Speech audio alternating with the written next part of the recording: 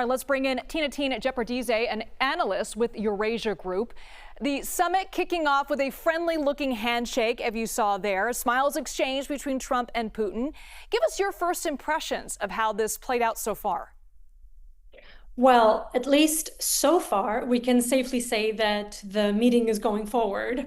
I remember last week we were all talking about whether or not this meeting would in fact take place. And I think it's a good sign that at least there was a handshake, which I think both sides really wanted to capture on camera. That was important to them both.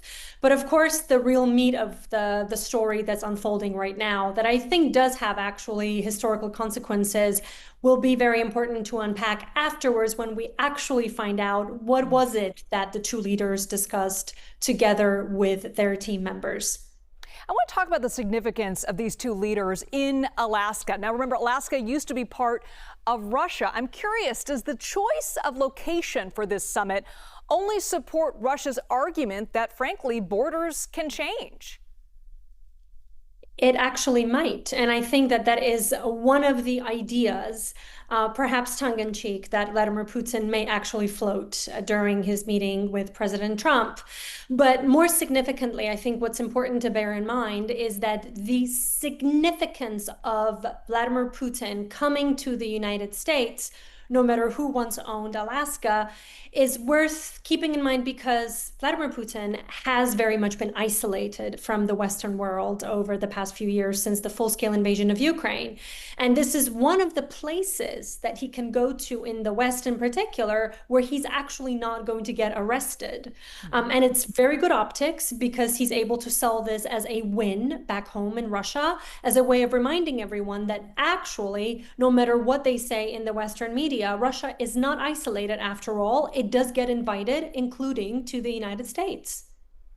The Polish Prime Minister said earlier this week, quote, "The most important thing that Europe convinces Donald Trump is that one can't trust Russia." And, you know, it's worth noting several European countries have dramatically increased their defense spending, partly in response to this war in Ukraine.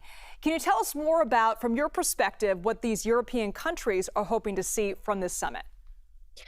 So there was a little bit of nervousness, and understandably so, in Europe before Wednesday's summit took place virtually, when the European leaders spoke with President Trump as a way of conveying a message from Europe and from Ukraine to the American president to let him know that there were certain red lines that would essentially be unacceptable to Europe and to the Ukrainian side, given the fact that they're not present at the summit. So that was really important, I think, for them to discuss. And therefore, after the meeting and the statements that we heard from President Trump shortly thereafter, it became very clear that at the very least, the Europeans had been heard.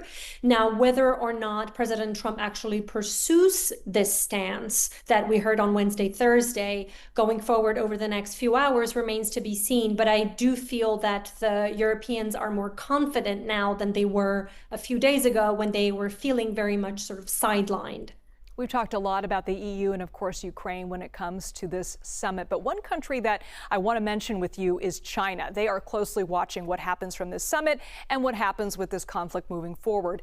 Could you give us some perspective on what China, the leaders there, may be looking for here? Well, China has been very, very cautious about what it is that they say overall about the war over the last few years. And I think they're continuing to be rather diplomatic because obviously there have been a lot of conversations in Washington as well as in Brussels about China supporting the Russians. So they have to be very cautious in terms of what it is that they say publicly. So they will continue, I think, to push this stance and this sort of rhetoric, saying that it is very important to China that peace be achieved and whatever the Chinese side can do, whatever Beijing can do to ensure that this process is as smooth as possible, that they are there to support. But what will be very interesting is what happens thereafter. including in President Putin's conversations with his Chinese counterpart. I think that remains to be seen, but they will try to stand to the side a little bit in order to not necessarily be dragged into this process, because right now it's very much being seen and portrayed as a US-Russia meeting, a bilateral meeting. And I think the fact that they're discussing Ukraine in many ways is seen by some as secondary because of particularly the teams on both sides that are present. There are going to be more business conversations, I feel, rather than just geopolitics. Interesting. All right, we'll be watching. Tinatin Japaridze, thank you so much for joining us.